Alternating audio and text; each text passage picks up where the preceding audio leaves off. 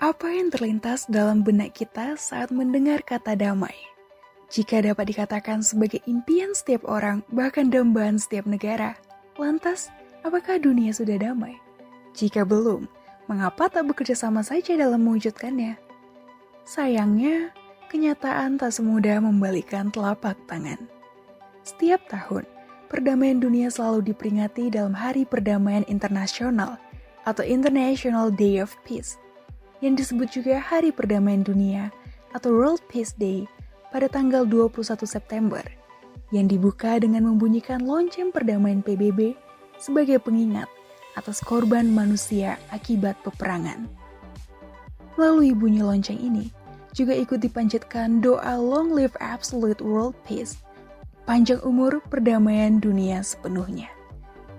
Hari peringatan ini didedikasikan demi perdamaian dunia, agar perang dan kekerasan berakhir. Melihat bagaimana perdamaian dunia terus diperjuangkan. Lantas, apa sesungguhnya latar belakang perdamaian dunia? Bagaimana konsepsinya? Bagaimana sikap dan peranan bangsa Indonesia? Jawabannya telah kami rangkum dalam video ini.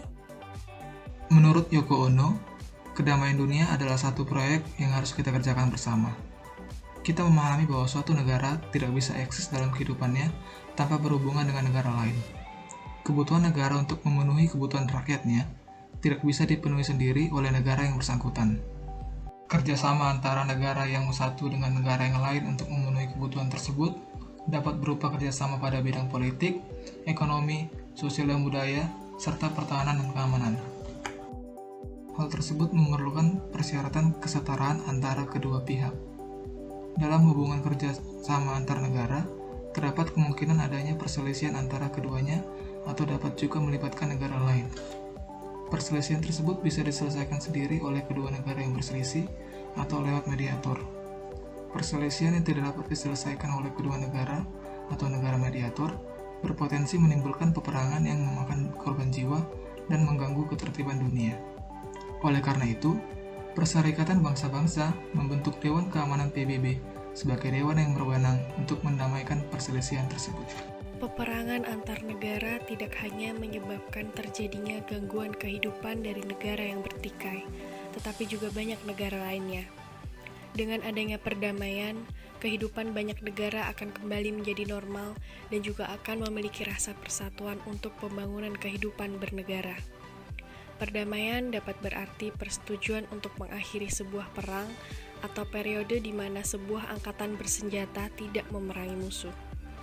Konsepsi damai pada setiap orang ataupun setiap negara akan berbeda sesuai dengan budaya dan lingkungannya. Perdamaian dapat diartikan dengan ketiadaan perang, ketiadaan kekerasan, dan ditegakkannya keadilan. Perdamaian itu jamak, karena banyak pemikir perdamaian memilih membuat ide tunggal dan mendorong banyak arti dari perdamaian. Perdamaian juga diartikan sebagai bentuk perasaan tenang dan damai dalam diri. Albert Camus berkata bahwa perdamaian adalah satu-satunya pertempuran yang layak untuk dilancarkan. John Lennon berkata, "Perdamaian dunia bukan hanya sesuatu yang kamu harapkan, tetapi juga kamu ciptakan, kamu lakukan, dan kamu berikan hingga menjadi satu dengan dirimu."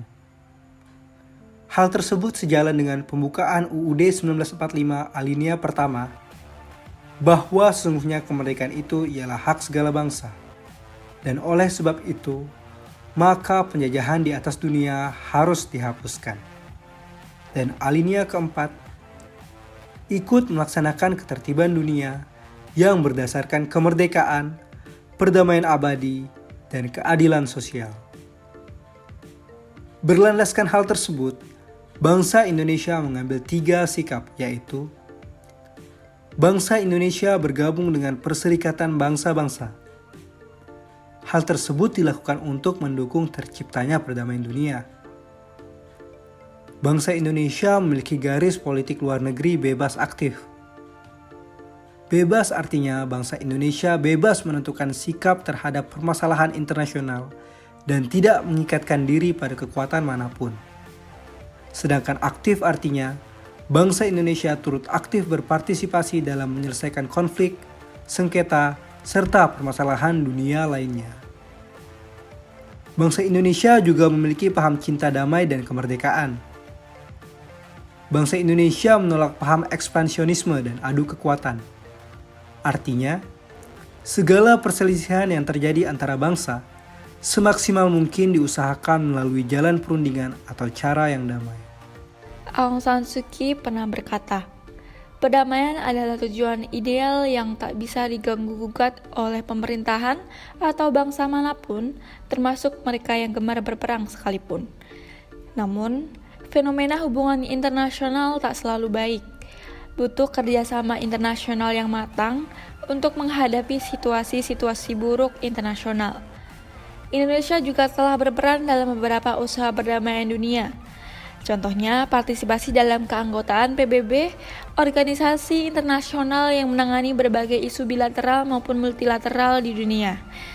Keikutsertaan Indonesia dalam perdamaian dunia dapat kita amati ketika Indonesia melancarkan konferensi Asia Afrika di Bandung pada tanggal 18 April tahun 1995 yang dihadiri 24 negara Asia Afrika.